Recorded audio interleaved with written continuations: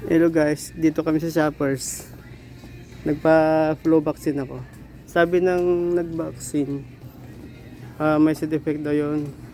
May itching, rashes, ano pa. And dapat mag-stay kami dito ng 15 minutes para malaman yung ano. At least 15 minutes para malaman yung ano, tawag dun, side effects. So guys, nangangati yung singit ko. Singit yung nangangati. Ano side effect kaya to? Oh my god.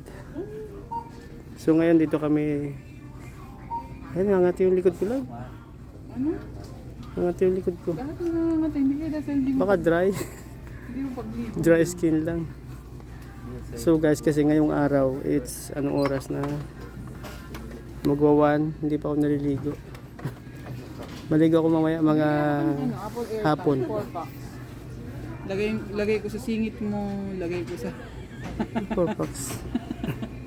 So guys, 4 pack. pag nandito kayo sa Canada, Para ma-detect ko. kailangan nyo yun flu vaccine. Kasi mag-winter, sobrang lamig. Para iwas, fever. Yun, paalala ko sa inyo guys, mag-flu vaccine na kayo. Dapat may OHIP kayo para walang bayad. Pag may health card, walang babayaran. Ayun.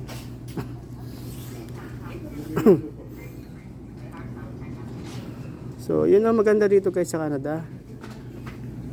Malaki nga yung tax pero pag kailangan mo talaga sa health mo, wala kang mabayaran. Tulad ngayon, nagpabaksin ako, wala akong binayaran kahit $1. Kasi covered na yun ng health card, yung OHIP. Ontario Health Card. Ontario Health Card. So yan guys. So nag-stay kami dito ngayon for 15 minutes. Nag-antay. Side effects mo. Mimili kami ng bibilin. Mukhang hindi ka na mahihirapang magregalo sa akin sa Valentine's. $20 lang, gano'n ko naman. Oh. Kung may malapit na Shoppers sa inyo, Shoppers drugstore na yun, no?